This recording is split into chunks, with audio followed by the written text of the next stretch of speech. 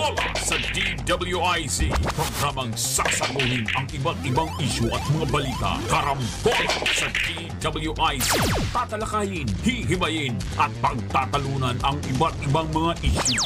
Karambola sa DWIZ. Programang pwede kang mag-good pero now, pwede ka rin mas-crash. At ngayon, narito na ang inyong mga karambulista at ang programa Karambola sa DWIZ.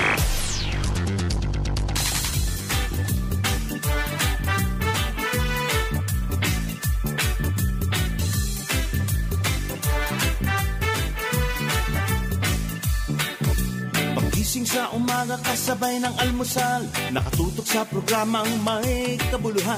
Walang paligoy-ligoy, diretsyo na sa punto. Walang peke dito, totoong balita lamang. Astig na pananaw at malayang pamamahayag. Naguulat, hinihimay ang mga issue. Mga kababayan, ang inyong karambulista, Jonathan De La Cruz at si Conrad Banal. Oh, Karambola, Karambola sa DWIC 882.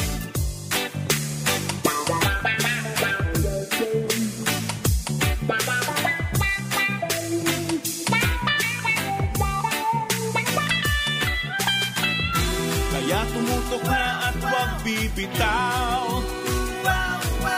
Alamin ang nangyayari sa bayan nating mahal. Oh, Karambola. Magandang umaga po sa inyong lahat. Ito po ang Karambola sa DWIZ Aliw 23. Ito po si Joel Aksamana. Kasama po natin si ating kaibigan si Kong Jonathan De La Cruz. Ang ating sanay na sanay kayong makita na makisig na si Conrad Banal ay kasalukuyang mayroong mahalagang misyon. Hindi ko alam kung nagre-real estate land banking. Hindi ko alam. Humabol sa dahig. Hindi humabol sa dahig. Baka, hindi ko alam. Kasama sila VP Sara Duterte at si Kong Paulo Duterte. Na nandoon na ngayon. Good morning. Good morning. Good morning. By the way, ang napakainit, gumagrabe. Sandali. Simula na, pare, magkikwento na kagad. Mamaya ka magkukwento dahil mainit talaga. Mainit kayo. Tayo sanay sa anchor dito. Okay, mapapakinggan, mapapanood ang Karambola sa aming news website www.dwiz882am.com.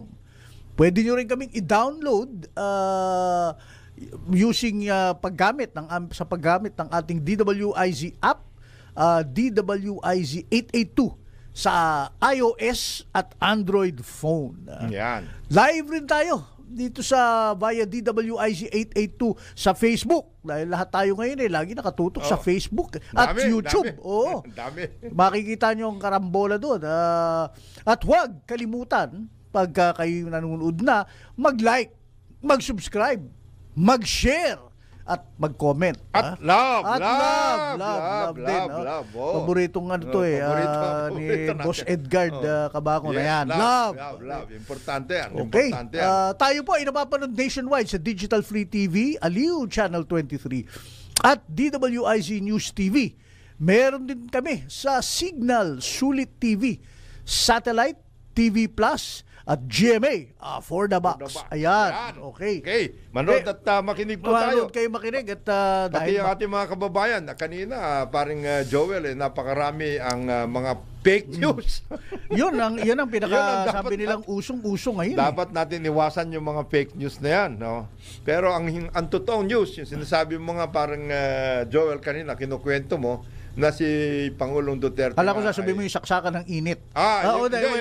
Yung init mo grabe, medyo be careful kayo dahil may in-identify mga ilang areas na kung saan talagang napakainit at in which case magandang warning na talaga yung mag-hydrate. Yes, importante yun. meron ako na-discover, in-advise sa akin kasi. Ano Dala ko sinabi- ngayon, ano pare, sinabi lalagyan ako lagi ng tubig dito.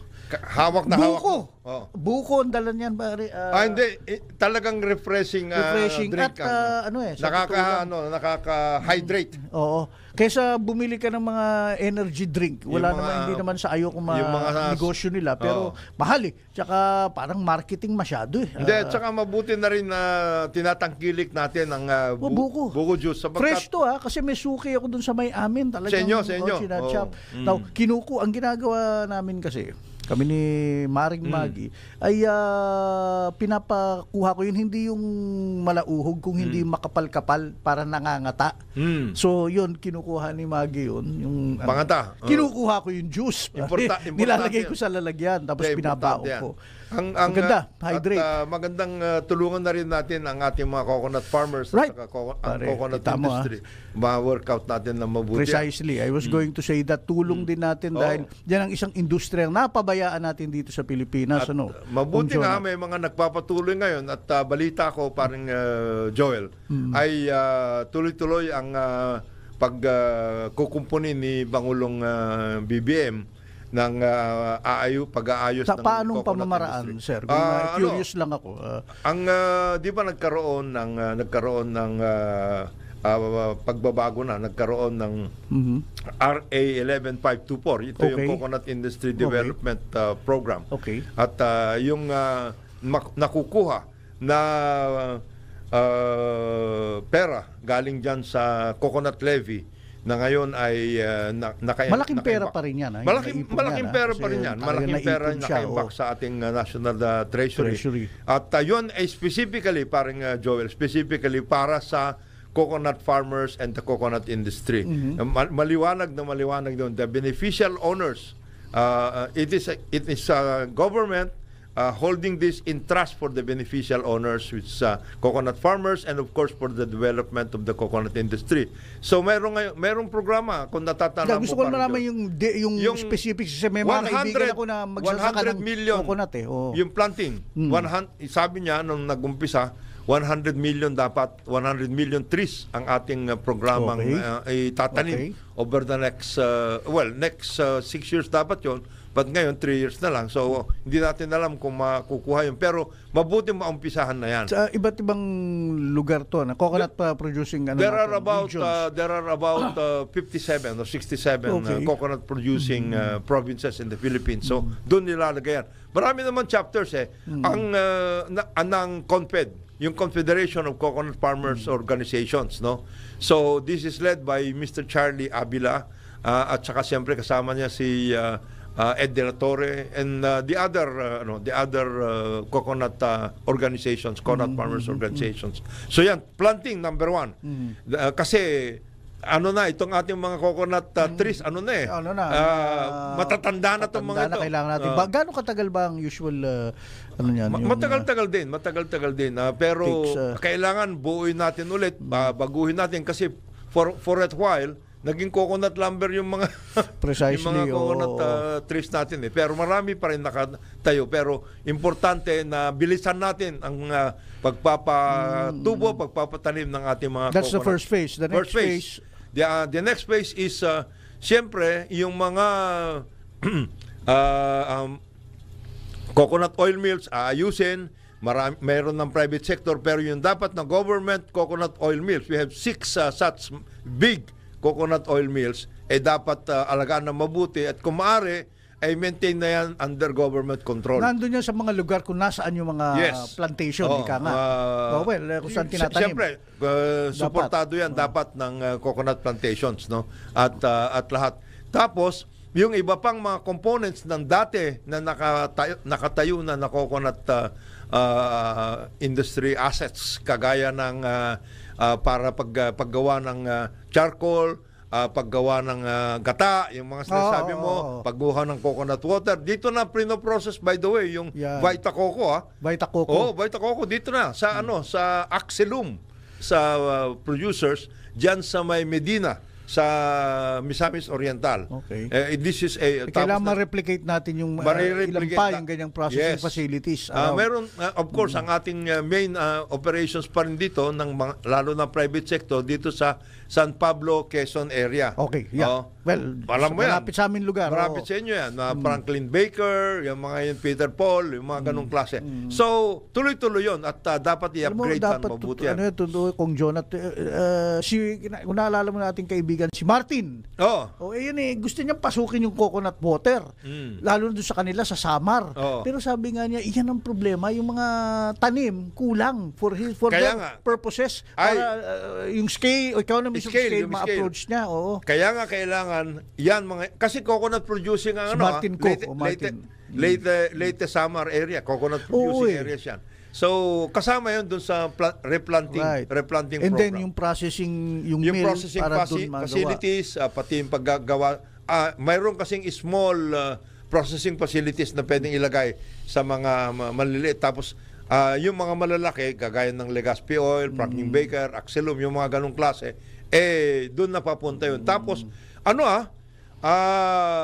mayroong programa dapat ito, because before, yung number one agricultural export natin yan. Ang coconut, ang nyug. Nyug, sayang yan. Kasi maraming iba't ibang gamit ang nyug. Kaya tuloy-tuloy naman. I think dapat lang. Naglalaan si Pangulong BBM ng pag-aayos diyan sa coconut industry niyan. Kasama na yung recovery ng coconut farmers dun sa mga assets na nawala nung panahon na sama ng land ni dating Finance Secretary Dominguez. Nagkaroon ng merger na sinasabi ng coconut farmers was illegal, unconstitutional, etc. It's now being recovered by the coconut farmers. Nag-merger kasi ang Land Bank at saka UCPB. Kasi ang kailangan kasi ng coconut farmers, siyempre, is access to financing. Napaka-importante. Maganda yan kung marirecover nga. Sana. In the next 3 years, meron naman programa at sinasabi ni BBM ay kailangan i-ramp up yan sa programa niya. Meron din mga ilang private sector companies, alam ko, baby steps, like yung MPIC, MVP Group, they're going into coconut water production, processing, big time, dahan-dahan din. So that's good. That's good news. Okay. Pero meanwhile, may babatiin nga pala ako na I touch base, siya yung nakikinig ngayon, dating taga-subaybay na ngayon, na si paring John Bengzon. Siya ang, may hawak ng mga sports activities sa Ayala Corporation, Ayala Group. Dati to, Corporate Communications VP ng Ayala Land. Kaya ko siya kilala. Tagal ko lang nakita. Anak to ng dating Health Secretary. Si Alran Bengzon. Ayan si John. Mahilig din mag-golf yan. Ang golf lang, walang hilig sa kanya. Sorry, John. But now, great I touch base with you kasi baka meron kaming pinag-uusapan tungkol sa Masters Sports para sa mga senior citizen. So, napag-uusapan niyo baka pasukan namin yan. Ano sa Ayala? No, they weren't aware na may ganun demographic na pwedeng itap. Alam mo, mga senior citizens na nag-athletics, nagsa-sports. Well, aside from the basketball teams, etc., and the volleyball teams, ang isang conglomerate na grupo na talaga nakafocus sila sa sports. Magmula sa grassroots training hanggang sa senior sports ay MVP at saka MVP group. MVP dati nag-grassroots talaga siya. Nag-grassroots talaga yan. Of course, yung San Miguel also. Saan pa sila kukuha ng kanilang mga ngayon, Ayala, yun nga, kaya magmi-meeting kami ni paring Jan. Ito ang pag-uusapan natin. Nandito na rin lang. Medyo masyado sila nakafocus sa elite sports. Sabi ko, dapat manggaling kayo sa grassroots. Work with the DepEd, work with the LGUs all over the country. Kasi dyan manggagaling yung aalagaan nyo sa elite sports. At saka, that will ramp up. There's a little bit of hard work nga lang kasi you have to get your people out there in the LGUs, pare. Hindi kayo pwedeng mga naka-Amerikana. Kailan lumabas kayo dun sa Pero sikip na Amerikana. Supportahan natin yung kasi regular na to In the public schools merong regular na sports activities. Precisely. It's part of the whole process. Basic from the basic education sector, and then of course yung mga SUCs, state universities and colleges, meron yan.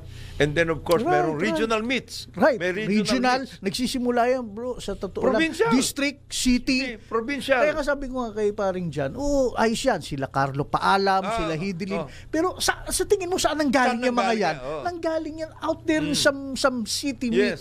Some barangay meet muna yung gayong sinasalihan ni paring Hindi. Conrad. Yung Dun, mga- liga-liga muna yan eh. Yung mga Nakapaa na, yung mga ano natin, yung mga naging sports sa idols natin, Oo. Manny Pacquiao, etc. That's where they came from. Lahat galing saan yan? Grassroots. And they need, operations. like the coconut industry, access to financing, Yes, like everything. equipment, coaching, Coaching. mentoring. Oh, yan. Kasi meron kayong mga galing na coach. Kung nandito naman lahat sa Metro Manila, Eh, wala doon. Concentrate nyo dito at saka Yeah. At saka yon, huwag nyo masyadong busugin yung mga nandito. Precisely. Huwag ninyong i-concentrate. Baka hindi na makakompete yung mga yan sa kaka-steak. Medyo lumalaki ang Lumalaki. Well, that happens, bro. Oo. And they should guard against that. But ang akin nga, saan pa ba manggagaling kundi sa grassroots? I'm a firm believer there, pare. Should be. Grassroots eh. Turuan Should always yung, be. Ganyan lang that's how they do it in China, Vietnam, Thailand. Everywhere. May mga academy sila dun sa Everywhere, Some in the middle of ng rice fields. Pa meron nandun. meron. So hopefully, parang Jan, we'll talk about that. Ano yun natin to? At saka other corporate entities na mahilig pumasok na rin lang dyan, pasukin yung grassroots sports. Total, nandyan na kayo. Tsaka ang DepEd is doing a good job. Kailangan na nila Supportahan Oo. lang. Supportahan natin. Kasi usually DepEd talaga kasi nandun sa public schools yan doon sa mga elementary at At saka high ano yan. school. And then yung sinasabi mong parang Joel, na mangyayari yan at the third or fourth stage, yung elite parang meron kayong elite sports workout dito, pero meron din kayo na dedicated to to these grassroots operations gaya ng Gintong Alay. Right, okay. Yan, Yeah, gaya yeah, yan. that is where you should be I think going. that's what Jan and Ayala Corp latched on in the beginning kasi which is a bit wrong. Bakit yun ang beginning mo? Kasi meron sila mga facilities na yung Verdana Sports Stadium, mga ganun. Doon nila ilalagay. May konting marketing na rin para sa mga property. Okay lang yun. Ayos lang. And then they just stop yung mga elite na, yung mga nanalo na ng medalya, gaya nila Carlo Paalam. Pero yung mga yan, nanggaling yan doon sa kaduluduluhan ng Leyte, some small town Of course, there. i-maintain ninyo yung mga yon, okay lang, because they become the forerunners of all of these operations. Pero ilagay ninyo sa baba yung mga. I'll give you an example. May kaibigan ako, ang head ng taekwondo, regional taekwondo sa Cebu, yung Visayas area, si Tony Del Prado. Shipping logistics guy to, Atinista. He brought a team here sa Maynila at nagsipag-champion mga bata from some town called Toledo, Cebu. Sabi ko, saan yan? Sir, hindi naman ganun kalayo. It's about 40 kilometers away din. Well, malayo sa Cebu. Sabi ko, paano nagkaroon ng mga ganyang mga galing na bata? Sir, one, mahilig sila, may passion. Two, nilagyan ko ng mga mentors, ng coaches, tsaka equipment. Yung mga yan, bigyan mo lang ng pagkakataon Saan galing? And they were beating city kids. They were beating... Kaya-kaya nila. At saka ano yan. Yung passion, ang pakita mo ang bata, yung passion nandun At saka ano yan, gusto niya talaga matuto. Yan Right. ang workout. Minsan, yung sinabi mong elite guy, minsan pagkita mo may swagger na. Medyo, oops, darating, baka nakakotse na. Hindi. Wala yun. Nakamalaking SUV, Wala na yun. nakamalaking pick-up na. Pagdating ng araw, hindi na mangyayari yun. Kasi the POC, they give cash incentive sa mga nag-gold. That's good for the next 3 years, 4 years. After that, re-retire na yan. Itong mga papalit, hindi mo pinabayaan. Sustainable. Yan ang hindi sustainable. In any undertaking, sustainable palagi dapat yan na parang Joel. Kaya nga sinasabi natin, lalo na yun sa mga basic activities, sports, education, health, yung mga ganun na programa. Agriculture, siyempre, sustainable dapat na workout. Yan ang ating pinagtatuunan ng pansin sa ngayon. Ngayon, Kapag tunog ko na ng pansin ngayon, ay ang maraming fake news, bro. Paano ba yan? Hindi, ang ating, ano ba? siyempre, ang ating mga tagapakinig natin, gusto nilang malaman kung ano nangyayari dito sa drama of the Pero mauna movement. lang tayo sa fake news kasi yun na nga, may ang dami naglabasan itong nakaraang araw lang. Merong mga quotes, interview si Trump. Oo. Look, again, wala ako sa politika either here nor there, ano. Pero for you to put the face of Trump there, lalagay mo Washington Post. Medyo mabigat yun. Yung Gothic, alam mo yung Washington Post, yung kanilang what do you call this? Yung kanilang head, yung kanilang masthead, ilalagay mo ron. Mayroong mga sumasakay. And then suportado niya. He's a tremendous guy. Kasi kuwang-kuha niya kung paano magsalita hindi si makakatulong. Trump. Alam nyo, ito yan eh. Kaya nga sabi natin palagi itama natin ang ating mga kinukunan ng mga impormasyon. Dapat totoo yan. At the same It's time, out there, eh. itama natin ang ating pagtingin pagdating sa mga ganito, lalong-lalo na itong mga napakaselan na mga pangyayaring that's one. ganito. Kita mo, ang haba Meron yung Trump. ang haba na ng thread na President Trump, help our country. Yeah, ganyan. Tapos, China, rescue. Sabi ko, patay na tayo dyan. Then there was another one, even more vicious, napakaselan. Merong, okay, again, mahirap. Dapat yan, kung wala kang alam, manahimik ka na muna, di ba? Yung kamamatay lang ng isang anak ng tycoon, di ba? Na dun sa States, si Pawi Tantoko. Pati ba naman yan gagamitin nyo? Tapos lalagyan. Ginamit yun, ha? Ginamit. Hindi, nandun ngayon kung nakapost. ano-ano pinagsasabi. Tapos ngayon, ayoko nang ulitin because a lot of this stuff is terrible para sa pamilya at libelous pa nga to boot. Yung sinasabi na may isang kaibigan ako na veteran journalist to na ganyan. Matakay mo, repost niya, di may nagsabi, sir, walang confirmation yan, ba't mo nila, hindi nga para ma-confirm, nilalagay ko rito, bro, hindi, nagkakalat ka ng fake news. Ganun ba? You don't confirm it by posting something on Facebook na ganyan. Yung bang kanyang rason? Para ma-confirm na kung ito ba'y totoo o hindi. Bro, hindi, nagkalat ka ng nagkakalat ka na. Lagim. That's not the way to confirm it. In you of all people, jarista ka na napakatagal na. Dapat alam mo yun, bro. Pero nakikichismis ka. Para kang nasa kanto, nakipagchismisan ka doon. Mahirap yan, ha? Pero ngayon, pare, marami po ayan, parang Joel na pag-uusapan natin yan. Lalo na dito sa sitwasyon ngayon na gaya ng binabanggit natin, napakaselang sitwasyon dito sa nangyari kay dating Pangulong Duterte at lahat. Huwag ho tayong sasama doon sa pagpapakalat ng mga fake news at lahat. Dapat din ang sinasabi natin on both sides, whether it's the government or the Duterte camp. On both sides. On both sides. Medyo anuhin ho natin para mabigyan ng tamang pagtingin at saka pag-ayos ng ating mga kababayan tungkol sa nangyari. Kasi unang-una nga, at ito naman ay may pakiusap, huwag na ho natin pasiklabin pa ang sitwasyon na ito. May nangyari na may mga, siyempre, very high ang emotions natin sa ngayon. Sumama po tayo para pakalmahin. Huwag po tayo magkakalat kagaya ni Trump. Siguro dala na rin ng maraming nadadala ng simbuyo ng damdamin. Yung mga nasa kampo o mga supporters ni President Duterte, talaga masama ang loob. In fact, I was talking to one of them kahapon. Sabi nga niya, okay, naintindihan namin yung mga inexplica ni Kong Jonat, Rome Statute and all that. Pero napakabilis naman ng ating mga pulis na mag-implement nito. Hindi ba pwedeng konting, teka muna, bansa namin to, pag-aaralan muna namin yung Rome Statute. Medyo gumawa na kayo ng dahilan para bang nagmamadali silang i-execute yung yung Interpol what do you call this, warrant. Ano masasabi mo ron, sir? Hindi, ang sinasabi at ito, dapat nga ang government, it behooves. Ibig sabihin, ang gobyerno dapat ipaliwanag kung saan nag-umpisa ito. Okay. Kasi magkaroon ng narrative. Magkaroon ng narrative. Hindi naman yung kahapon, ganito ang nangyari, ito na. Hindi ho. Ang lumalabas, ayon sa 20, nag-umpisa yung kanilang pagtingin tungkol dito sa sitwasyon na ito. 2007 pa nung panahon na si President Duterte was the mayor of Davao. Okay. Nagkaroon na ng ganyan na. Yun ang umpisa.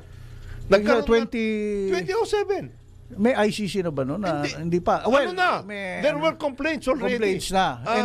And as a matter of fact, okay. Nagsisimula na yung mga kaso nagpa-pile up na. Dahil, As a matter of fact, if you remember, kaya nga na medyo tinamaan din ni Pangulong Duterte si na Leila Secretary de Lima na at that time ay papasok siya bilang 2007, ganyan. Tapos 2009-2010, nung pumasok si President Noy, tuloy-tuloy yun. If you remember the late Chairman Gascon, di ba?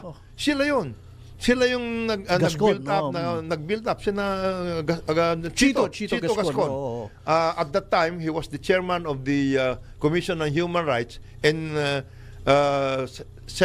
ex-Senator De Lima was the Secretary of Justice. Nagkaroon ng hearings yan. Nagkaroon pati ng investigasyon sa Davao. Doon nag-umpisa yung mga ganyan. Kaya nag-pile up. Di ba? Because at that time, mayroon nang sinasabi, may Davao Death Squad, etc. and everything. So, hindi yan nangyari kahapon, no? Nangyari yan over time. And then, nung panahon na drug war, naka-focus na tayo, it became a national effort. At lalong nag-pile up yung mga kaso at lahat. Case build up. Dahil, siyempre, spotlight nandun eh. Kagaya niyan. Saan ba nanggaling yung Matubato, Las Cañas, etc.? Di ba? Sa Davao. Panahon pa yan ng, hindi pa presidente si President Duterte noon. So, it was already being, investigated, etc. And that's where the ICC was already, yun, nagkaroon ng ICC noong 2018, 2017. Pero even before that, meron na. I think it was the late Chito Gascon and his group, because every year, meron tayong sinatawag, parin Joel, every year, all the countries, including the Philippines, nagre-report sa meron kasing UN Human Rights Commission. Okay. Nagre-report tayo doon. Yeah. And we have been reporting kasi tinatawag ka doon. Kumusta ang human rights situation ninyo dyan sa Pilipinas? At meron tayong Human Rights Commissioner dito, chairman dito. Siyempre nagre-report siya. Which is a constitutional body. Yeah. And at that time, Chito nga Chito Gascon. Di ba? Nung panahon na ni President Duterte. We will get back to that, Kong. Nasa inyas na ang ating kaibigan engineer. Sige. Pero balikan natin yung narrative na yan, yung history, ika nga. Okay. Magbabalik ang karambola sa Hudyat 8:31 ng umaga. Karambola sa DWIZ. Karambola sa DWIZ. Maraming salamat, paring Gilbert. Ayan ang pinag-uusapan natin, yung ano ba tawag dito? POC, yung Presidential PCO, Presidential Communications Office. Ayan, that's good. Nire-reply mo yan. But para bang you're always on the reactive mode or pumapasa kayo sa counter-mudslinging, kayo scammer yung dating BP or something. But you were explaining, Kong Jonat, you have to be more proactive. Mainit ang mga tao ngayon, mainit ang issue. Dapat ngayon ang Malacanang maganda, ma-explica nila yung narrative, yung history nito, paano nangyari. Unang-una, parang Joel, tayo naman, siyempre nalulungkot tayo ganito ang nangyari. Tayong lahat, every Filipino should Filipino yan, hinuli. Unang-una, citizen siya, si President Duterte, former president. He is such a highly respected person. Hindi natin kaya lang, ang dapat natin maintindihan ay tayo ay hindi naman tayo island nation We are an archipelagic nation, yes, but we are not an island unto ourselves. We belong to a community of nations. There are certain things that we have to we have agreements with certain bodies sa United Nations. There are certain things na we have to work with, di ba? Nagkataon ganito ang nangyari. Ngayon, ang importante ay unang-una mabigyan ng tamang pagtingin, pag-ayos kay President Duterte habang nandoon siya sa The Hague, yung kanyang medical condition because he's 79 years old. Importante yun. Dapat tuloy-tuloy yan because what we don't want to happen is lalala yung kanyang condition na nandoon siya. Pangalawa, dapat tulungan ng Philippine government in whatever means it can provide na mabigyan ng tama at fair, reasonable, and proper assistance si President Duterte pagdating sa kanyang legal requirements. Right, Oo, okay. di ba? As much as practicable. And the Philippine Embassy in the Netherlands should be able to provide that kind of Para bang assistance. talagang malaki yung tulong talaga Oh, na yes. assistance, everything. at lahat. Pull all the stops. I was Yes. thinking of the term. Walang yung nakarenda dyan. Pull all the stops to help our You give everything. fellow citizen and former president of the Republic. Lalong-lalo na. Give him all the respect that he deserves. Add ko lang dyan sana dyan, yung pinag-uusapan natin kahapon. Hindi ako abogado, pero the legal team, the best now is really to come up with a strategy, Yes. incorporating lahat ng mga testimonies at case studies at reports na ang war on drugs actually nakatulong sa maraming lugar sa Pilipinas at maraming mamamayan. Napaka-importante. Diba? And at the same time, Para hindi lang isang side na kukuha ng ICC. at saka at the same time, you take a look at what the ICC is telling. No. Di ba? Ang sinasabi ng ICC, hindi naman lang tungkol dito yan 2007 to Ayan. sige, ditignan Ayan. ninyo yun. Doon papasok yung sinasabong historical narrative. Kayo rin, you have to build to up your case. You have to come out.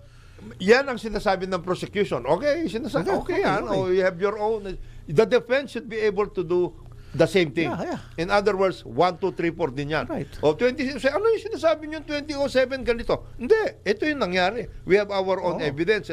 Because that will go Whether through it was the in Davao, started there, wherever. yung mga testimony nila Matubato, Las Cañas. Cañas. Sige, counter that. You have to have that. You have to have that. You cannot just disregard these things. Oo. Yan ang sinasabi ko. And then dadali mo sa, hindi, ganito, etc. Of course, yung nangyari sa airport dyan sa NAIA nung 2 days ago, siyempre nakakalungkot yun.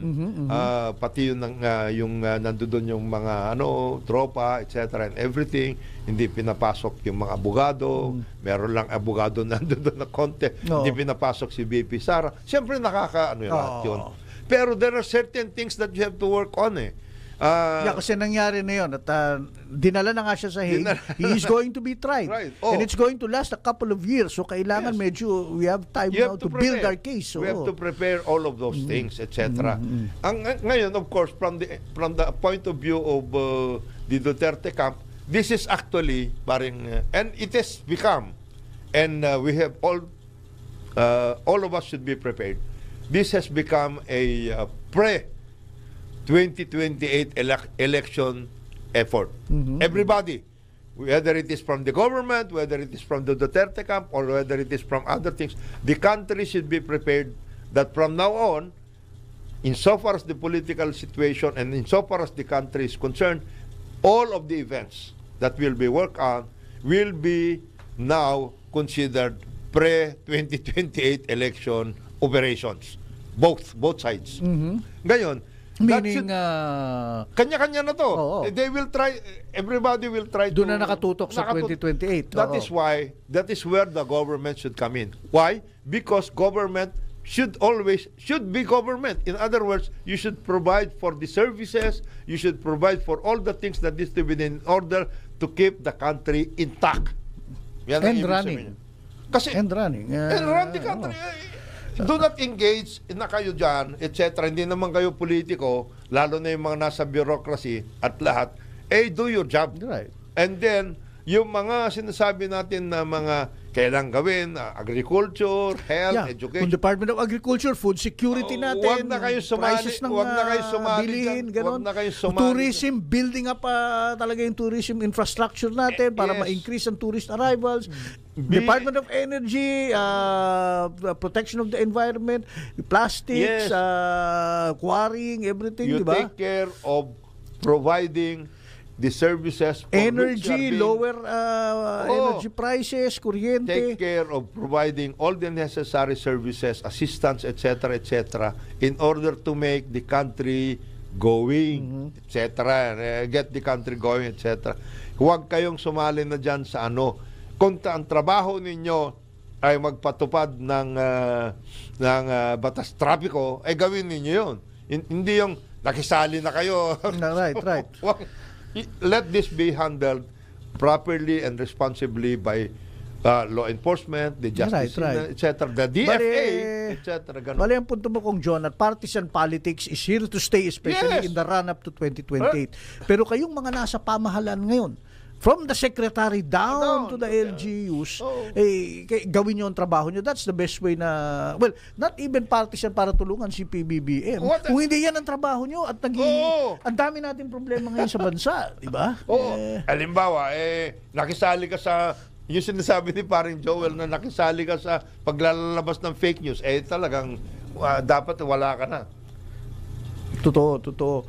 Pero anyway, yung binabanggit mo nga kanina, so nagsimula lahat ito, 2007 pa lang, ganyan. I do know that for the fact. Kaya nga na problemahan si Secretary Laila de Lima at saka si Leila. Tsaka si Chito Gascon, nung HR chairman. Si HR chairman siya, tinanggalan siya ng budget ni PBBM noon.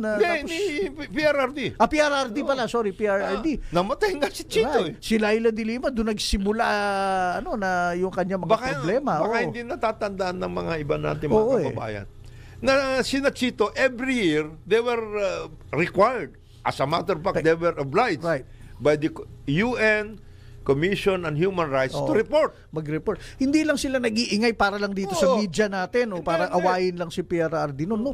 They had to really do their job, go to the grassroots, ano nangyayari sa Davao, ano nangyayari sa ibang bansa. Sa lahat, all over at the sinasubmit nila yung report na yan sa UN, Commission on Human Rights din doon. And si Chito, being a constitutional the CSR being a constitutional body, hindi siya basta-basta natatanggal. Tinanggalan siya ng budget. Right, okay. Ganun na nangyari dyan. Yeah. The point is, nagtuloy-tuloy yan. Tuloy-tuloy. And then, Ngayon, was it acknowledged? Was it being, were there efforts on the part of the then Duterte administration to countermand or to even contravene all of the efforts? I don't know. I have no idea.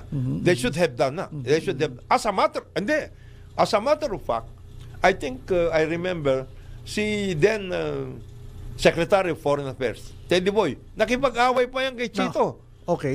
Regarding the human rights situation. Reports na binibigay niya. Kasi of course, at that time, Secretary Locsin was presenting a different face of the Philippines. Si Chito naman hindi. This is my job to... So, nag-away sila. As a matter of fact, hindi lang publicly acknowledged yan. Di ba mahilig si Teddy Boy na bumanat ng So, at that time, we were confident that at that time the Philippine government was able to contravene all of the reports of sina Chito at that time, no? Ngayon, tuloy-tuloy yun, siguro ang point kong Jonat is all of those reports were actually being compiled na internationally and all that. I-add mo pa rito yung syempre yung ingay ng mga critics talaga dito, whether it was Rappler or Libro or something, di ba? Yes. Now, of course, yung mga supporters ni dating Presidente Duterte would say, mali nga yung kanila, one-sided. That's the point nga po. The point nga po, yan ang hawak ngayon ng ICC. Yes.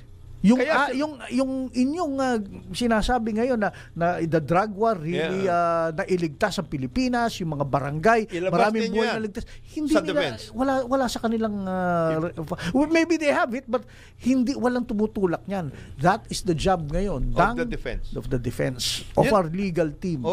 In fact, lahat ng yung mga patil kandidato or whatever na support kay President Duterte. That's what you need to do. Under the BBM administration, the first 2 years, totoo, hindi naman sila nakikipag-ugnays.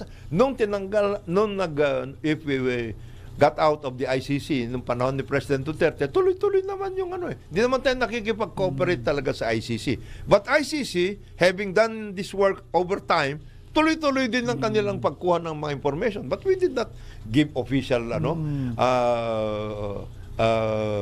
assistance to them.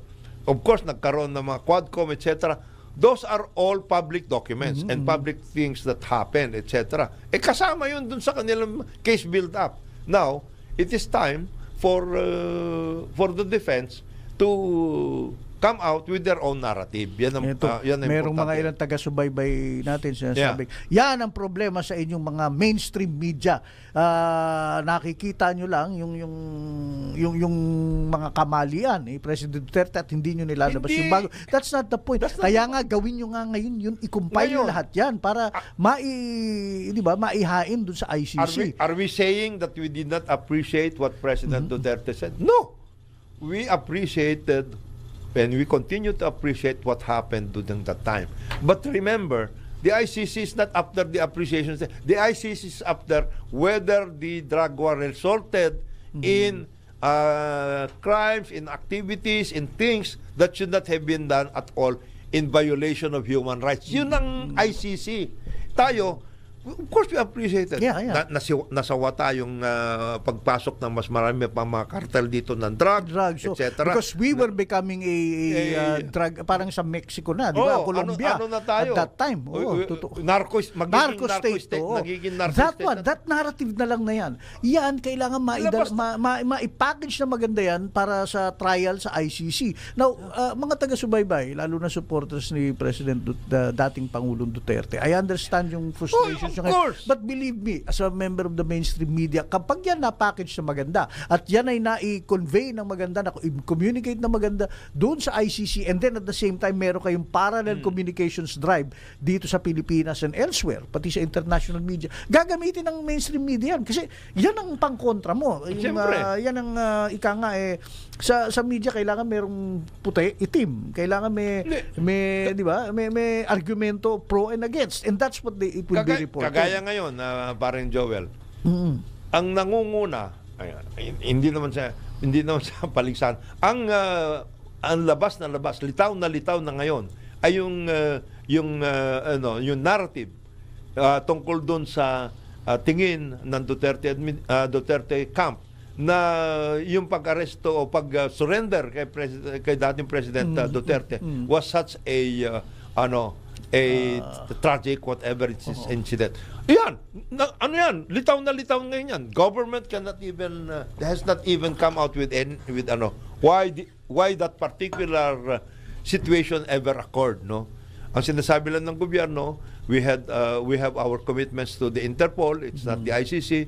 We have been asked for assistance by the Interpol, so we have to provide assistance. But up to now, the government has to why did you have to do it at the airport? Yung ganong klase. Litaw yan, ha? The Duterte narrative is the narrative right now. Right, oo. Even in yung explanation na Meron deal tayong ka sa Interpol, meron kaming usapan. Ano yan? Baka sa susunod, pagka may hiniling tayo, hindi nila tayo pagbigyan. Alam mo, you have to say more than that. You have to reveal a little bit more than that. That is why I'm saying that in that particular this particular issue, yung tungkol doon sa in effect pagsusurrender kay President Duterte, that has to be properly explained. Because right now, the narrative is the Duterte narrative. Mali yan, etc. and everything. Of course, yung nangyari na naghain ang Duterte camp ng petition sa Supreme Court in order to requesting for a TRO, tapos na yan. Sabi nga ni Secretary, dating Labor and Justice Secretary Bebot Bello, wala na yan, tapos na eh. Now, ang pinag-uusapan na ngayon, and even Justice Carpio said, ang linilitigate ngayon, was it proper? The manner by which it was done. But if it was improper, di anong mangyayari? If it was improper, then the government, siyempre, ano yun ng government? Yan ng sanction or whatever. Kailangan may heads will roll or something, whatever. But, yun na nga, that's not coming. Kahit na yung PCO nga, wala sila ngayon. They're reacting lang eh. Gaya ng binabanggit mo, parang Joel, ang paghandaan ng lahat ngayon, and this is where the government can assist the Duterte lawyers, ang paghandaan ngayon is how to build up your own case. Because the build up of the case against President Duterte happened long time ago. So this is now the time for the Duterte camp to build up its own case. To tell you frankly, yung build-up ng case niya dapat ginawa na nung umpe. Yung kung merong mga legal team, si President Duterte o mga advisor at that time, sinisimula na, may I hazard a guess, and I know masasaktan yung ibang mga supporter ni President Duterte dito. I suppose ang nangyari kasi kumpanting-kampante. Yes. Kumpanting-kampante na, especially nung panahon nung nasa presidency pa siya at that time. Hindi mangyayari ito. At saka plus yung statement na ako ang mananagot kung ano man ang nangyari. Bro, there you go. Ikaw nga nananagot ngayon. But you do, yung pang-back up mo sana nung facts sa panlaban sa ICC, mukhang walang nakapag-prepare noon. Nadagdagan nga yung problema dahil doon sa mga ganun statement. Bakit nadagdagan? Hindi nga. Ako mananagot. Ako ang the buck stops with me. Ako mananagot. Poprotektahan ko ang aking mga pulis. At saka ito, I will let them kill them. Mga ganun. Kill them. All those statements, whether you are telling it as a joke or whatever it is, medyo yan Well, yun ang problema. The other thing is, again, si President Duterte ay actually magaling na politiko all of those, at abogado siya madalas siya sabihin, dati akong prosecutor. Pero, kaya alam ko yan. He knew how he was skirting a line. Pero, yun ang sinasabi mo, is skirting. But words have consequences, pare. Yung pagtutuloy mong yan, isang araw, matitisod ka. Ito nga, natisod, di ba? It happens. That is why, kaya nga, complacency was the name of the game at that time. Because he was in power, these things were not part of his, Not would think okay lang magtulay, pero meron kang isang safety net here. May dalawang abogado rito at saka yung kanyang law firm. Tahin nyo lahat ng ating tahiin ninyo yan. Tahiin nyo lahat. Even yung nangyari kila Parahinog or whatever, tahiin nyo lahat yan. Dahil talagang kasama sila sa sindikato. Ito ang ginawa natin. Naging peaceful to mga lugar na to mula nung ginawa natin to. Ang mga tao, lalong nakampante. Investment came in. Walang ganun There is no narrative here. What we have is name calling. What we have is di ba, yung mga galit na tao, mga nagmumura doon press conferences, press briefings. Ito parang pwede yun noon na lang nagkakaroon na ng meeting yung Quadcom.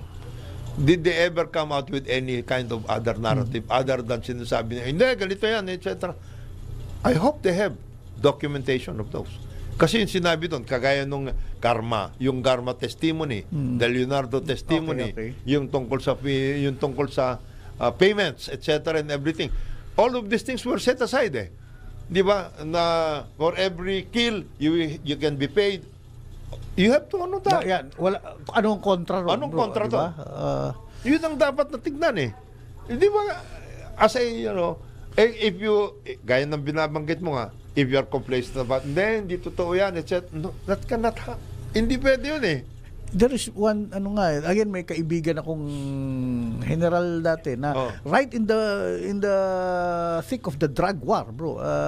At sinabi nga niya sa akin, bro, okay, may suporta si Presidente, pero ang mas nag-inganyo sa amin, mga anti-drug, mga galit sa droga ay, nag-iba ng ihip ng hangin. Dati itong mga, kaya nga lumabas yung ninja cops, sila yung predominant at nagkalat. Nung pumasok na si President Duterte, sila na ngayon ang on the run. Kami ngayon ang humahabol sa kanila, tumutugi sila. Kaya nga siya kinakabahan ngayon, yung kaibigan ko, dahil mukhang nakabalik na daw yung mga ninja cops. Some of them, di ba? Pero sabi niya, ready ako. Basta ako malinaw ang konsensya ko na nakatulong talaga ako sa bansa at yung mga tunay na yung drugs, na pabawas namin yung numero. Those mga testimonies na gano'n, bro. I mean, one can say, biased yan dahil general ka. No, excuse me, we were at the forefront of the war. Di ba? I-compile din yan. Ito naman yung voice ng mga pulis, kapulisan at military. Itong taon to, talagang na-neutralize yan, etc. dahil talagang drug lord yan. Ito, 1, 2, 3, 4, itong ginawa niya. Ito nangyari nung nawala siya from yung sa eksena. Ito naman, etc., etc. Ganun. Those are the things that have to be worked out. Otherwise, if you continue on ranting, pare. And calling for And calling- an EDSA or lumabas tayo at mag-rally. That will I don't be think another- makakatulong kay President Duterte yun sa You Hague. you are actually calling for another case against you. Oo. Pag ganun, sedition ka na. Naku na. Nadagdagan pa. Dadagdagan ka eh. Madadagdagan ka eh. So, do not do this as much as possible. Suggestion lang naman. Tayo naman nag-uusap lang at lahat. The best way that can happen right now is to at least, now that the emotions are medyo nag-ano na, humuhupa, ano yun na natin yung sarili natin. We have to come to terms with the situation. The situation is President Duterte is now in The Hague. He's facing trial. You have to prepare for that. Prepare for that trial. Ngayon, And we say prepare for that trial. Prepare kung ano ang mga panlaban na kailangan ni President Duterte. At this point. Ngayon, yun dito, of course, okay lang yun. You put on pressure on the Philippine government so that the government will provide all the necessary assistance to the former president. At the same time, patinuin nila ang ginagawa nila. Ito may mga kritiko, mga supporter ni President Duterte sinasabi, baka naman gawing tulong ng gobyerno, tulong sa ICC imbis na kay President Wala Duterte. na nga yun, tapos Wala na yun Nakipagtulungan ba? There is no proof that officially the government came out with anything na nandito yan, etc. No. The books were not opened. It said, yan, bahala kayo. Kumuha kayo ng impormasyon ninyo. You get all of these things. Yan, Father, yung mga church groups, etc., na tumutulong dito sa mga naging biktima ng o yung mga lawyers na yun, yan, okay. Kausapin ninyo itong mga taon to. Halimbawa, yung mga nag-testify na so yung mga nangyari. strategy kumuha ng TRO, kumuha ng, ala na yun ika nga yung kabayo nakalabas doon sa kulungan. Not the kabayo. Medyo, ano na yan. That bus has left the station. Ayusin natin ngayon paano tulungan yung bus na nasa labas na sa kalye. Okay. Anyway, magbabalik ang karambola sa Hudyat 9:01. Karambola sa DWIZ. This time check is brought to you by Petron. Fuel for everyone. Oras hatid sa inyo ng PhilHealth para sa bawat Filipino. Nagbabalik ang karambola sa DWIZ Aliw 23. Ito po si Joel Aksamana. 9:06 ng umaga, kasama po natin si Kong Jonathan de la Cruz. Ang ating kaibigan si paring Conrad Banal ay bukas ay nandito na uli. Baka naka-charter na yan. Naka-charter na yan. Ang bilis niya mula Hague back to Hague and back. In no time at all. Anyway, pinag-uusapan natin Kong Jonathan, yun na nga, mainit ang isyung to kahit sa mga taga-subaybay natin ngayon na ang daming nagko-komento, lalo na yung mga nasa kampo ni dating Presidente Duterte at yung mga nasa kampo rin ni understandable President PBBM. Understandable yan. But ito nga yung pinag-uusapan natin kanina. Ito na ngayon, nandito tayo the next 3 years leading to 2028. Diyan na ngayon ang denuma on tutok talaga niyan yung pinaka-climax. Ano ang magiging strategy ng dalawang naglalabang bato, umpugang bato dito? Of course, ang administrasyon, you have to administer properly, reasonably. That's the one side. And people will remember you or will respect you or will do someone to you for having done a good job. Kailangan by 2028 o bago mag 2028 ang taong bayan makita na ba okay ang trabaho nitong ramdam. Ayun, hindi okay lang ramdam nila sa food security, sa traffic, sa power, sa energy, sa turismo, sa environment, sa DOTR, sa transport. May pagbabago nakikita. Walang makakatinag doon sa gano'n. Now at the same time, sa kabila naman, I will hazard the guess. Again, magiging controversial to. For all, parang ito hindi mo parang si Jesus. Pero parang si President Duterte na to, lahat ng ginagawa niyo, sige, parusahan niyo ko, hulihin niyo, gawin niyo lahat sa akin. Pero itong aking anak, si BP Sara, siya ang dapat gawin yung presidente sa 2028. Diyan ang patungo lahat ito. Tatanggapin ko lahat ito. Yung latay na ito. Pero si VP Inday, she's the man or she's the woman, whatever. And then so there are 2 tracks to that for BP. Yung tungkol dun sa case, they have to do a very, very that's narrative nila. part one. Part Kailangan- 1 yan. The other thing is, parallel to that, and almost simultaneously, the Inday Group, ano yun na nila, that she is ready for the big Presidency. stage, for the global So stage. hindi pwede rito yung medyo palaban ka masyadong wala. maangas ang salita. I would rather, this is the time ngayon, VP Sara, sa tingin ko lang, you are now in the global Yes. stage. Yung iyong ama ay nasa ICC, sa It's a AIDS. global, Nakatutok sa'yo ngayon, hindi lang Pilipinas na. Ang mundo, how do you present yourself na as a leader of consequence. who will run the country 2028 and beyond, di ba? Itong mga impeachment, mga ano yan, kasama yan sa laro. Banan. The challenges the that you will have challenges to overcome. that you will overcome. Oo. How you are going to comport yourself as you go through these challenges, yan is a test of your Hindi ko sinasabing magpaka-underdog ala Cory or something. Unang-una, you won't be able to pull it off, yung awa effect. You're too strong a personality. a personality Pero for that I think purpose. matalino ka, intellectual ka, at meron kang ika nga gravitas. You can hold Yes. a following. That's the crowd. other thing. And she has been doing it quite perfectly over the past so many weeks and months. Kasi that's the other thing. Medyo Because tahimik nga, medyo relax ngayon si VP. Oh. The other thing is anybody in the BP or in the Duterte camp preparing for the impeachment? Because that is something that wala na ka nang magagawa doon. It's there. Is there anybody there who is doing that for the camp, for the Dutertes? Or for Inday at the very least? Who is doing it for her? Yung preparing for the impeachment.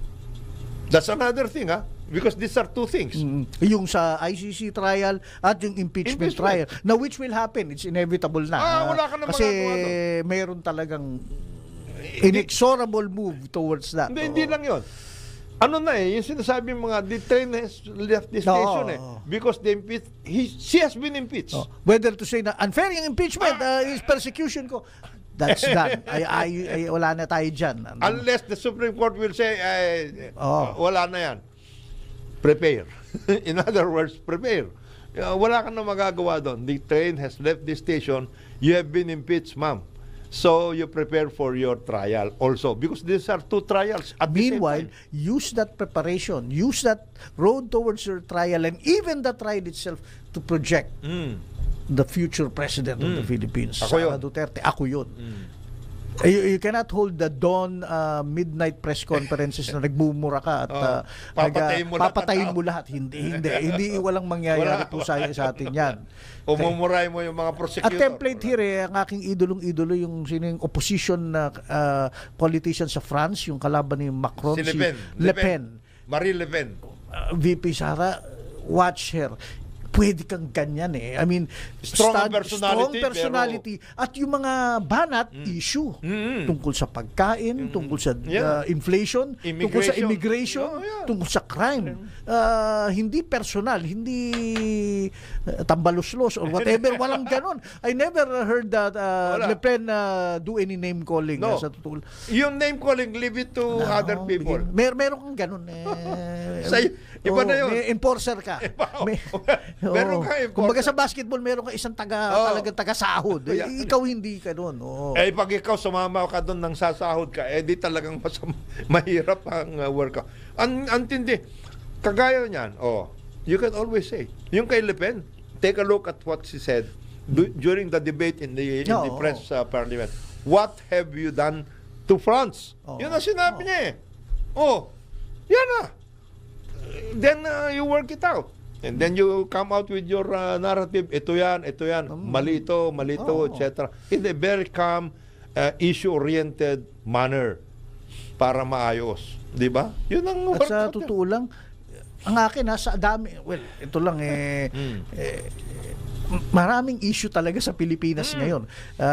I dare say, may mga tauhan si President PBBM ngayon na are not ideal sa kanilang performance, sa kanilang mga trabaho. Kaya nga may performance. Ang daming bala na pwedeng gawin ng si VP Sara. The The other side. other side really. At ano ang bala kong gawin para ma-solve yan? Yan. Somebody should be doing that for her. at this Ito ang point. playbook natin, Ma'am, VP. Ito yan, ha? 3 years to the presidency. Merong mga taga-subaybay. Hindi siya natatakot sa impeachment. Hindi. Alam naman naming matapang siya. That is not the point. We do not need a matapang na presidente. Ang kailangan natin presidenteng alam yung mga problema at alam kung ano solusyon. That is how she needs to Number one, herself. Oo. sa impeachment, yung issues, please take a look at it. Meron na eh. You have a copy. You have a copy of the charges that have been filed. The reason why you were impeached, ito yan. 1, 2, 3, 4. You prepare. Who is your lawyer? Kompletuhin mo. O kagaya niyan, ang sinasabi ng sa impeachment, doon sa paano, okay lang, meron naman actually, siyang articles of impeachment, ang daming nandun na yun. kapalpakan doon eh. Kagaya niyan, ang sinasabi doon sa articles of impeachment, confidential fund nga yan. Totoo yan. High government officials, they have confidential funds. But they are using it properly and they have the necessary papers to liquidate the funds. Ikaw, ang sinasabi, ang daming piatos, ang daming ganito. Yun ang mga sagutin ninyo. Hindi po totoo. Ito yan. Nag-liquidate po kami ng totoo. Under COA rules, etc. Ayan. Yan ang mga, di ba? Ngayon sasabihin, didebatingin ka. There you go. Let them debate it. Let them point out kung ano ang mali. At least doon tayo napunta sa issue. Ito. Tapos nakikita, okay si VP, talagang lumalaban fact by fact. Oo. Ito yan. Halimbawa, yung sinasabi na tungkol dito sa mga piatos, X million of etc. etc. Hindi magandang sagot na, hindi, meron din namang Yeah. wala yun. Kasi remember, para walang pinagkaiba yan, yung strategy ganyan. Nahuli kang nag-beating the red light, ituturo, bakit sila? Ikaw ang nahuli. Hindi sila eh. There you go. So you have to really put together that your narrative. Your case. It is your case. Similar to anong gagawin ni President Duterte sa Hague. Ganun din. You have to put together your case. That's the strategy right now. Yan sinasabi. Yung whether TRO o bakit ang bilis-bilis ng PNP, sundin ang Interpol order, tapos na yun. Nangyari na po. Let that be handled separately. May legal na ayusin yan. TRO, Supreme Court, whatever. Pero in the meantime, maganda sinasabi mo, nahuli ka, beating the red light. Bakit ako? Bakit? Wala yun. Wala na. Tapos siya. Actually, argumentong talo yun eh. Yung enforcer, ikaw nahuli ko eh. Ikaw na, yung bang... Parang yan yung anong pangalan nito? Yung mga yun nahuli na dyan sa airport, yung hindi niya pwede sabihin, hindi naman ako yan ganito talaga. Nagpakita ka ng maling ito yung bag mo, hindi pala yung bag. Hindi pala yung bag. Tapos ka na. Talagang mayayari ka doon. Di ba? Yung ganung klase. You prepare. There's no substitute for those things. And 3 years is maybe even a short time for you to prepare. Actually, maikli yung 3 years. For the presidency. You are talking about the presidency now. Yeah. Away from VP Sara, actually, the administration right now, malaki ang inyong ngayon. The last thing you want is maging kampante tayo. Okay, napadala natin siya sa Hague. Tapos, neutralize na si VP Sara dahil may impeach siya. Gawin na natin ang ating gagawin kung anong katarantaduhan na gagawin nila. Doon kayo mayayari. Diyan tayo mayayari. Yan ang mangyayari dyan. Pag ganyan, ibibigay nyo na yung presidency kay BP Sara sa totoo lang sa 2028. Whatever it is that that you are thinking of in the next pag binabanatan kayo, hindi, lahat ito tungkol sa huwag nyo lang isipin nyo kasi namumuliti ka kayo. Hindi, do your job. Do your job. They will always say that. Hindi, kaya ginawa yun ng BBM administration kasi namumuliti ka itong mga ito, etc. Of course, they will always say that. Sabihin, politika yan, kaya nagbibigay. By the way, we're not talking about ayuda. We're talking about actual programs ng gobyerno to boost food production, infrastructure sa pagkain, pinag-uusapan natin yung coconut kanina, transportation, yung traffic, power, utility, safety na sa mga kalye natin at mga tulay natin, whatever. Lahat yan kailangan mangyari na maramdaman ng tao. And you should be able to answer yung issue tungkol sa use of the taxpayers' money. Yang ayuda, Actually, is it, malaking bagay is yan it put to good use? Tama ba yan? Etc. and everything. You will have to answer all of those things. Kasi pag ang tao nakita ay puro kayo congressman or di ba yung patay tayo dyan. Patay tayo dyan. I mean, And then, yung business as usual. business as wala usual. Kailangan maramdaman ng tao na talagang ito yung serbisyo na para sa amin dahil ito ang binayad naming buwis, di ba? Kagaya Ito, niyan. And I'm sure actually, teka muna, dapat PCO ano nito nag-strategize nito. Parang Elmer Messina, kailangan makagawa tayo ng mga programang ganyan na ipo-project ang tulong sa bayan. Parang Joel. Oo. And ito lang. I'm so consumed about Masungi because kagaya ng Masungi. Yan. Sa Masungi, pare. The way so what are you going to do after 15 days? We have already gone 1 week. So in another week, ang sinasabi ninyo ay umalis na kayo dyan. Umalis na kayo dyan, Blue Star. Umalis na kayo, Dumalyang, Ben at Dumalyang. Umalis na kayo dyan. Anong gagawin nyo ngayon? Anong kapalit nyo? Anong gagawin yung programa? What kind of program? Because these people did all of these things over years. Hindi lang naman sila ngayon lang sila pumunta dyan sa Masungi. They have done their work. Over the years. 22 years kasi sinasabi nyo eh. So ngayon, what are you going to do about it right now? Halimbawa, if tomorrow, the Dumalyangs will say or the Blue Star will say, sige na nga, sa inyo na yan. Ngayon, mas anong gagawin nyo? nakakatakot yun. Alam ko na mangyayari yun. Di ba, pare? Oo. Andyan na, nag-enroach na mga quarrying, mga resorts na bigla na lang may magpapatayo dyan dahil malakas sila. All of the land grabbers will be there. And Secretary Tony Loizaga, you haven't shown really any strong backbone na may prevent nyo yan.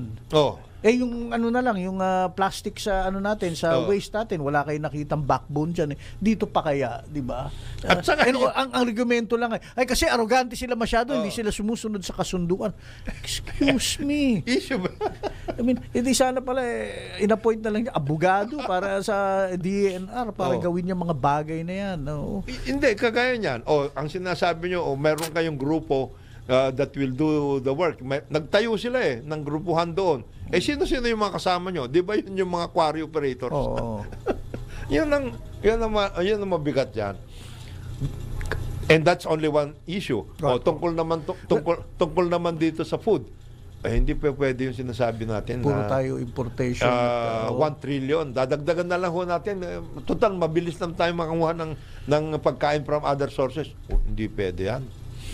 Di ba? Hindi pwede yan. Tungkol dito sa issue ng sabihin ko sana housing pero that's gaya niyan ba? Gaya niyan. May target tayo at alam naman natin ang problema ng housing para sa mga Pilipino kababayan natin. Wala tayong ginawa rito kung hindi mag groundbreaking at mag-press release at yung Pasig, pagandahin ng Pasig, di ba? Okay yun eh. Okay yung pagandahin ng Pasig. Pero your main mandate, boss, is the housing. Siyempre, sisingilin ka ng taong bayan dyan. Nasaan yung mga bahay? Nasaan na? Sabihin natin, mahirap talaga magpagawa. You haven't even made a dent sa target. Sa target na, ano ba yung target? 6 million. 6 million. Binabaan na yan. Binabaan na nga yan, di ba? So, again, ito, kagaya niyan, yung sinasabi natin, okay yung ginagawa ni Secretary Vince Dizon na inaano niya yung mga loko-loko dyan, etc. But the traffic is the traffic. Para silang dalawa ni Artes for Metro Manila. Are we going to see the end of this traffic issue problem? At least to ease up the situation over time. Say in the next a year or so. By the way, baka lalong mag-aano tayo po kasi we are going to host a big convention activity by 2026. It's a worldwide convention. So, global ang ating i-host dito. So, tignan natin what others, yung tungkol naman dito sa investments. Can we come out with a program that will really boost our FDI, foreign direct investments, from 9 billion last year to at the very least 18, 20, 25, etc. Sana. Almost at par with Vietnam and Malaysia, Thailand, and Indonesia. Yung ganong klase. Yung tungkol sa sinasabi mo, parang Joel, yung tungkol sa processing ng minerals. Oh, Okay, yan. Sa mining, di ba? Mining. Ito kung parang sa turismo, itong minerals natin, natural resource talaga natin, andyan na. Ang kailangan lang how natin, are we optimizing oo, this? di ba, mapasok sa processing, sa close to the mining site para maibenta natin na mas maganda-ganda na presyo kaysa yung bloke-bloke na nickel o mine na Basta na lang dinadala na lang natin doon. Iyan ba ginagawa natin? Yun ang ating dapat na tinitignan na mabuti. Anyway, the point nga being, again, bago kumagawa yung point, yung sa turismo na lang, di ba? I mean, again, yan target natin nandun lang tayo sa 1 million, a little less than 2. Samantalang yung mga kapitbahay natin, nasa, 12 ba? 25. 25 sa Thailand, Vietnam is even getting more tourists than us. Again, the strategy Sabi ko nga, hindi parang, tulong sa presidente, sa administrasyon. Sabi ko nga parang Joel, if we can only solve right now the issue of visa issuances, baka makakatulong na mabuti ito. Kasi up to now, we have not really come to terms with the manner by which we've been issuing visas to a lot of hopefully big markets for our tourists na nangyari naman talaga in the past. Like for example, China. Up to now, we are still on the 100 per day visa issuances, and it takes time. Paano yan? Is there any means by which we will be able to work this out? Ano bang pwede natin gawin para matrabaho? Because nagkaroon ng issue tungkol dyan. Naawa ako sa mga Filipino entrepreneurs at investors na nagtayo rito ng mga infrastructure para precisely salubungin yung sana yung negosyo mula sa China market, di ba? O in other countries. Nakanganga sila ngayon. At kanya-kanya ngayon kung paano makapag-market online or something para madala. On their own, di ba? So,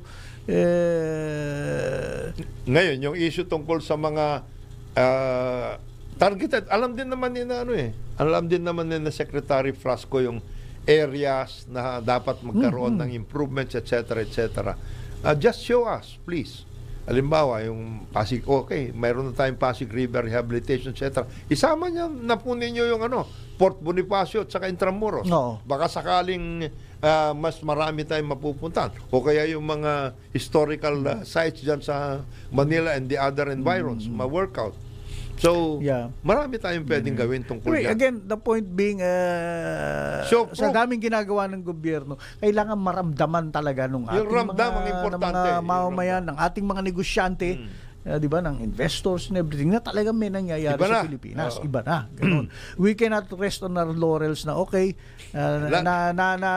na-dispatcha na natin kung numero unong maingay nating kalaban, si President Duterte sa Hague, at ito ngayon madidispatcha natin na si President VP Sara sa June, sa impeachment. Don't rest on your laurels there. I mean, by now, kailangan pa nga lalong gawin ng gobyerno ni President BBM is bastunin talaga yung mga non-performing secretaries dyan ng departments and even LGUs. Yes. Kaya nga gusto ko si Secretary John Vic, he seems to be doing that, di ba? Medyo bastunin talaga to perform. Mga LGUs. Nag-workout. At hindi dahil sa eleksyon sa darating na Mayo, di ba? Napag-uusapan natin itong eleksyon. Make sure na itong eleksyon na ito ay honest. Honest, transparent and reasonable. Maayos, si proper. COMELEC Chairman George Garcia, I mean, focus on the things that kailangan talagang gawin, hindi yung ang daming issue na napasukan. Oo, na gawing makikipagtrabaho sa BSP na vote buying. Wag daw mag-issue na maliliit na currency, ganyan. Actually, sa Comelec, mas malaking issue ngayon yung logistics. Paano mo dadalhin ngayon yung mga paraphernalia at lahat ng kailangan ng Comelec dun sa mga lugar all over the country ngayon na maikli na lang ang oras, di ba? That hasn't been adequately explained ni Chairman Oy, it's good news. Ito, meron akong kaibigan. Good news, pare. Ito, pare. This will help a lot in the coconut industry na pag-uusapan natin. Yung anak na doktor, I think doctor in engineering, operations research and statistics yata to si Dr. David Yap Jr. Anak ito ni Chairman CSC Chairman Marlene Barwa Yap. Alam mo ba, pare, he was requested by Secretary Conrad Estrella sa DAR to come out with a agrarian reform. To come out with a study on the coconut industry.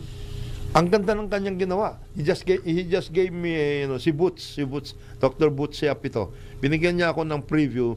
Meron siyang study. Sabi niya, sir, 40 pages ito, but ang kagalingan nito, we can already show the map. Ito yung pinag-usapan natin key production areas. Meron siyang map tungkol sa coconut producing areas. Kung saan magandang at saka yung mga producing areas na natin, dapat i-expand natin, work out natin, i-enhance natin yung coconut production diyan. And then the various items that can be made out of coconut na dapat natin pasukan in terms of processing. Ganda. Sasabi ko sa kanya, Boots, Doc, ganito ang gagawin ko. I will talk with Secretary Estrella and the PCA Administrator Dr. Buted. And of course, the Coconut Farmers Group, sina Charlie Avila, sina Ed De La Torre, and all the others who are involved in the coconut industry para mapag-aralan to. And then you come out with this thing, we discuss natin, we synchronize our operations and go to the President para sabihin, Mr. President, ito na. This is the roadmap for the re-energization prime product priming of the coconut industry. Ang ganda nito. Sige. Sabi ko kay Boots. Maganda yan. I-workout natin, Boots, sabi ko. Pag-usapan natin lalo yan, lalakayin natin sa pagbabalik ng Karambola, 9:31 ng umaga. Karambola sa DWIZ. Karambola sa DWIZ. Ang ating mga karambolista at ang programa Karambola sa DWIZ. Nagbabalik uli ang Karambola sa DWIZ, Aliw 23. 9:39 po ng umaga. At si Joel Aksamana po ito. Kasama natin ang ating kaibigan si Kong Jonathan de la Cruz. Ang ating kaibigan si Conrad Banalay, wala siya ngayon. But bukas ng Biyernes, nandito siya. narito na siya. At, magpapapansit yun. Kailangan magpapansit. At quick trip sa Hague. Kabalik na rito.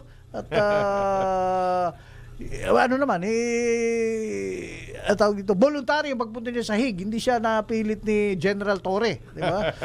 Yung mga lumalabas na video ni General Torre, it's mixed, pero ang akin, alam niyo po, yung isa pa sa napansin ko sa social media, ang pagpo-post ng video, ini-edit Yan ang mabigat. Kasi minsan hindi mo makikita yung buong istorya doon. Ang sinasabi, binastos daw si Presidente Duterte, at yung mga kasamahan. Yung iba naman, pinakita niya na siya ay what do you call this? Firm, steadfast. Again, di ba, we really, ang akin ay mahirap mag-comment uli kagad sa isang post sa Facebook o sa online media nang ganun-ganun na lang. Isipin po natin si General Torre. Ano yung mga konteksto talaga kung paano ginagawa. May instructions yan, may orders, etc. Order is order yun. To the credit of the former president, naintindihan niya yun As a matter of fact, I saw a video na sinasabi niya, alam nyo, hindi ko naman na inaano kayo. Ang sinasabi ko lang, there are certain things na kailangan ayusin natin, ganito. Malumanay si Presidente after a while Of course, nagkainitan, but after a while, parang sinasabi niya ganito yan, sasama naman ako sa inyo. Ganito, ganyan, etc. You don't need to do these things. So, precisely. As a matter of fact, hindi madaling trabaho. Actually. Yung mga ganyan, parang yan yung nagpapaalis ka ng informal settler. Oo. Babatuhin ko noon. Oo. Yung nandoon sila halimbawa may court order. Ikaw ay halimbawa itong area nito lalagyan na natin ng kalye ito. Yan, necessary yan, etc. etc. Kayo naman ililikas sa ibang lugar, bibigyan kayo ng assistance, etc. etc. Babatuhin ka nun. Ako pamilyar ako sa ganyang trabaho, Kong Jonat, dahil dati nung naroon ako sa tubig, sa Manila Water. Meron kami dating, nung una kami nung mga 1997-98, yung mga main lines, especially yung galing sa, may nakatira na. Yung main lines ng tubig, yung manggagaling dun sa Bulacan, papunta sa Maynila, aabot hanggang sa Quezon City, hanggang Cubao. Nung una namin pinuntahan, yung dining room nila, yung mesa nila, yung malaking ang tawag doon, blow off yun eh. Nilagyan lang nila ng magandang yung kahoy yung tubo. Pero may blow off kasi hangin yun lalabas doon para yung tubig tinutulak mo yung papasok doon sa it's an engineering concept. Mantakin mo may nakatira ng pamilya ron, tapos ginawa na lang dining table, round table pa nga eh. Ganito sabi ko, naku, pasensya na po kayo, hindi po pwedeng ganyan. At and we even had an accident sometime early 2000, may nahulog doon, bro. Nakita mo. Ang laking problema ninyo. Ang laking problema noon kahit kila Mr. Sobil de Ayala dahil ang layo sa experience nila, walang mangyayaring ganun sa mall nila, or something. But anyway, ang punto ko, so we had to clean it up na hindi naman pwede at it took some time, pero there were times gumamit kayo ng police? Hindi. Meron kaming meron kaming sariling security force. There was no need for police. Pero mantakin mo, sabi ko, nasama ako dun sa trabahong yun, yung taga-explica. At saka kailangan, itong maganda dyan one of the secrets dyan, at palagay ko alam din ni General Torre to, before kayo pupunta ron, meron na kayong mga pre-meetings sa LGU, sa barangay, pampalambot, kung ano man, kung kailangan pampalambot, kailangan gawin mo na. Hindi ka pwedeng sumipot doon na magpapaalis ka na lang ng tao. Bato abutin mo doon. Number 2 yung sinasabi mong at napansin ko doon sa pagkahuli kay President Duterte, laging mayroong mga nakapaligid na hindi naman kasama sa usapan nung una, di ba? Yung mga ganun, kaya magandang may kausap ka na, sir. Yung mga tao lang na kailangan sana ang relax nandito. lang, sir. Kaya if you napansin nyo, mayroong mga hindi na lumabas, hindi na pinapapasok dun sa Villamor. Again, okay, si Ma'am Hani Lete siguro dapat pinapasok. But ipapapasukin mo, mga kasama siyang iba kung sino-sino din. Hindi pwede. Ang mga may mga taong nasa in charge para ayusin yan. In this case, si General Torre. Ang main nila dyan, sige, basta wag ang hindi kasali rito, wag yun na isasama dahil lalong napapataas ang level ng emosyon rather than napapababa. Hindi tayo nakaka-de-escalate pag ganyan. And the thing happens, mabuti na lang nung panahon ko walang social media. Ibantakin mo, nasa social media nila nasa labas ng gate, yung may nagdadala ng pizza, may nagtatalumpati na ron sa may gate. Dapat yun, nung panahon ko walang ganun. Pero ngayon, meron na. Kaya ang hirap sa social media. And then, react maraming tao mag-react. Tapos yung mga pinost na video edited, so nakikita lang ng tao na mukhang inapi, mukhang kinawawa. So that's a form of fake news din iba yan doon sa fake news at outright fake, yung kay Trump, yung kay Tantoko, ayan fake talaga yun. Ito misinformation misinformed. May pagkaganon na skewed ang information, or some quotes na biglang inayos ng ganun, tapos makikita mo sa social media nagagawa nila yun floating caption agad-agad this asshole magre-react na nun. Siyempre lalo na kung nandito ka sa may paniniwala ka in this side at mukhang yung paniniwala mo ay nayuyurakan ganun na nangyayari. Kaya mahirap ang trabaho. Alam ba si General Torre, medyo na siya siyempre mapapagod ka rin dyan, pare. Nag-umpisa ka na alas 7 ng umaga, abutin ka hanggang alas 11 ng gabi. Wala ka There was one post there, video, yung hihilahin ko na yung ganon. Well, look, siguro ang tagal na ng negosasyon, napapansin niya dumadami yung nakapaligid dun sa kanyang gustong kunin at hindi naman nakakatulong imbis na ma-explica. Samantalang yung pinaliligiran, sama ka, sinabi na niya, sige, sasama naman ako, pero ayusin natin to. May inaantay pa akong something like that. Di ba yung mga sinabi ni ayusin Director, natin hindi na makakarating, sir. Hindi na. Gano'n na. So, yun ang trabaho niya. Diba? Wala tayong magagawa. Ganyan ang... So, yun lang. Medyo pakalmahin natin ang ating mga sarili. It's easy to say these things, but it's very hard to do these things. Marami pong mga kailangan ayusin. Kaya importante na may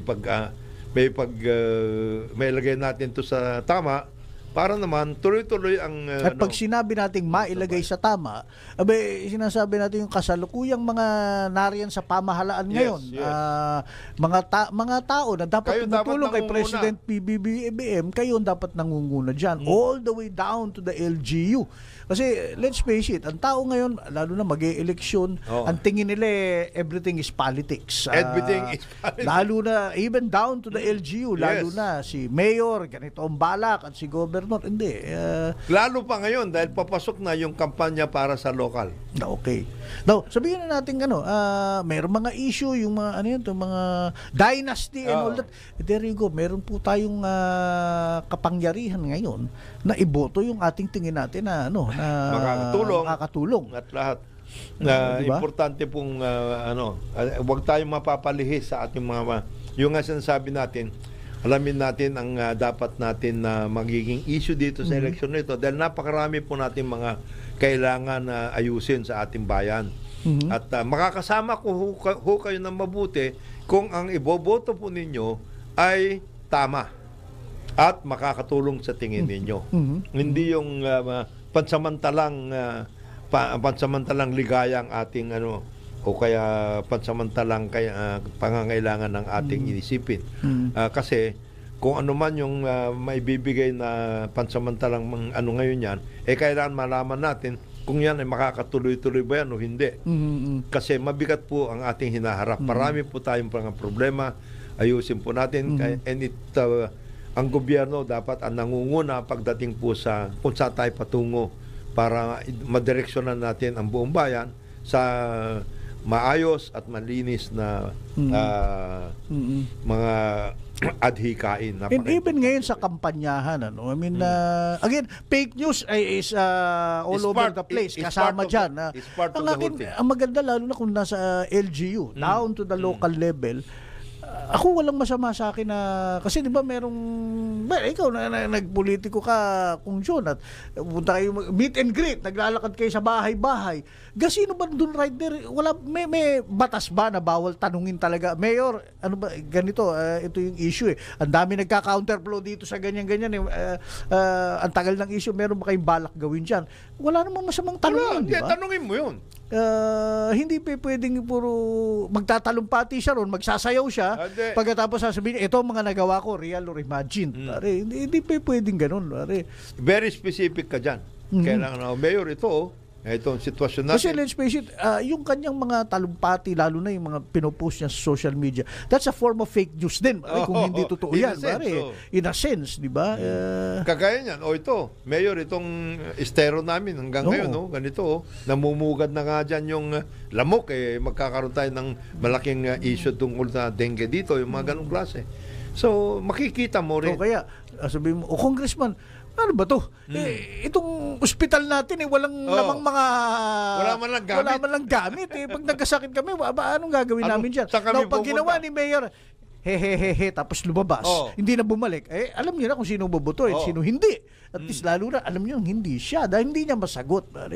That's my point. Huwag tayong umasa lang na kung anong ayuda na ibibigay o di ba? Kung yung nga sinasabi natin pansamantalang ligaya Pansamantalang ligaya o pag-ayos maaring sa oras na yun ikaw nabigyan ng kaligayahan o kaya for 500 pesos for even 1,000 Diyos ko naman. Pagkatapos doon bilis mawala niyan mabilis yan, mabilis na mabilis. Hindi naman pwedeng asahan mo yan Kaya nga, individual responsibility becomes very, very critical. Kasi hindi natin pwedeng iasa lahat sa kakandidato o lahat sa gobyerno. Marami po tayong dapat na ayusin pansarili natin. Tumulong po tayo. Tulungan natin ang sarili natin, tulungan natin ang bayan. At yan ay makukuha sa pamamagitan ng maayos na pagboboto. Tama. Iboto ang tama. Itama ang boto. Yan Again, ang sinasabi akin natin. dito, pagtingin nyo talaga itong taong to, hindi naman nakakatulong, puro lang talumpati, puro lang ayuda. Nasa sa inyo talaga yan. Oo. Malaking iboto, pero- bagay yun. Oo. Marami pong ganyan at lalong-lalo na sa lokal. Kasi day to day yun eh. Araw-araw mo siyang makikita. Araw-araw mo siyang makakasalamuha at lahat. Maliban kung sanay na kayo dun sa ngayon lang ninyo siya makikita, ang susunod na pagkikita ninyo ay 3 years after.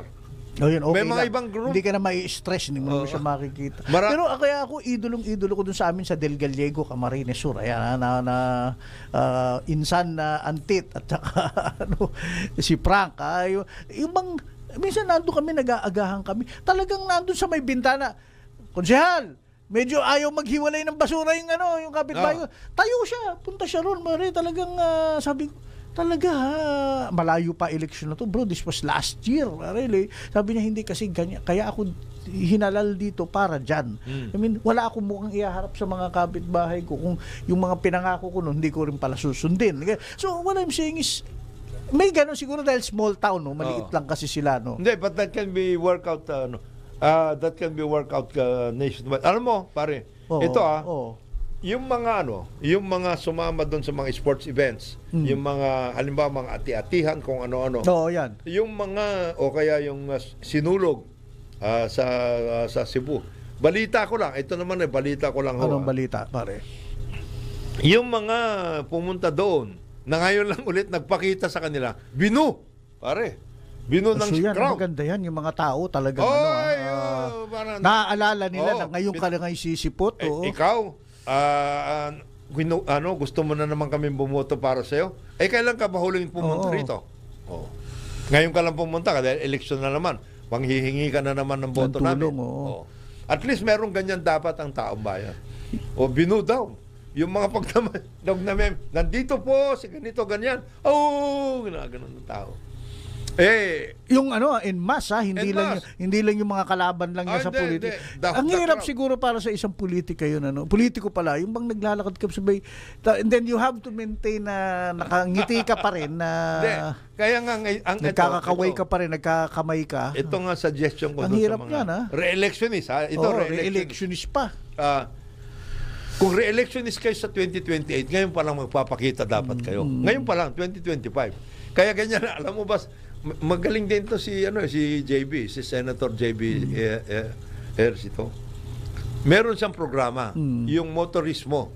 Kasi nagmumotor siya. Natural advocacy niya yan. Nagmumotor siya, going around, etc. So nakakausap niya mga tao. In other words, hindi siya At saka matagal na niyang ginagawa yan kasi alam mo kaming mga rider, trip na trip talaga namin mag-ride lalo na sa mga malalayong lugar. So napansin niya, natural na ko to. Hindi, tsaka hindi siya re-electionista ngayon sa 2028 pa siya. Pero ngayon binibisita na niya lahat ang mga bayan-bayan. Sabi ko, magandang mo yan, Sena. Hindi, matagal ko nang ginagawa talaga ito. Hindi naman bago to sa akin. Pero maganda na nagpapakita siya ngayon. Hindi siya re-electionista.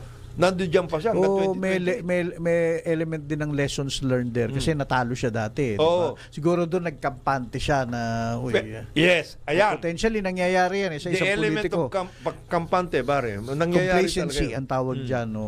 At yan, para din sa lessons learned yan. Kaya lalo sa mga nagtatrabaho sa ating pamahalaan na, di ba, yung bang huwag kayong makampante na nasa poder kami, ganito. Pawardi-wardi lang. Ito nga si paring Elmer may sinabi mo si paring Elmer. Nandiyan si paring Elmer. Nandun pa ba si paring Elmer? Hindi, ako naman, nandiyan pa. Hindi pa siya, deputy pa rin siya doon sa he's still in the business of conveying mga messages, mga tamang at magagandang ginagawa ng ating pamahalaan sa countryside. Deputy But then director. again, therein lies the rub.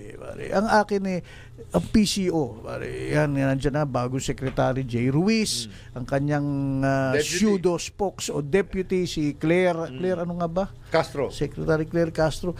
Yung, hindi ba pwedeng knee-jerk lagi yung strategy. Ngayon Kung ano pala- sinagot ng opposition o tingin nila opposition, may sagot kagad na ano na, hindi gano'n na firefighting yan sa totoo lang, hindi kayo natatandaan ng tao doon. Yung mensahe nyo hindi naririnig. Bagkos ang nangyayari, nafo-focus sa mensahero yung attention. Dapat, mas maganda develop the narrative, the Meron story. kayong sariling narrative. May narrative Ang kayo. maganda nga Oo. yung sinasabi natin, Oo. parang Joel, yung press secretary ngayon ni President Trump. Magaling siya. Yun siguro isipin pinanunood nyo, talaga nakikipagsagutan dun sa mga ibang media. Look, there is a reason for that. There is a style for that. Una-una yung mga ginaganon niya, kasi meron sa Amerika ang tawag nila yung the Eastern Establishment Yes. Press o yung mga mainstream press na liberal, na dati nang walang gagawing mabuting Republicans kung hindi masama. At saka walang ang ginagawa- laging magaling ay yung mga Walang specifically Democrats. mabuting ang gagawin ginagawa si Donald Trump. Oo. Kaya itong si Secretary Levitt, ang kanya makikita, sinasagot niya pero well-researched yung kanyang mga sagot. Meron siyang sagot na tugma dun sa issue. Di ba? Whether it's healthcare, Hindi personal. education, It's not personal. military, whatever, hindi personal.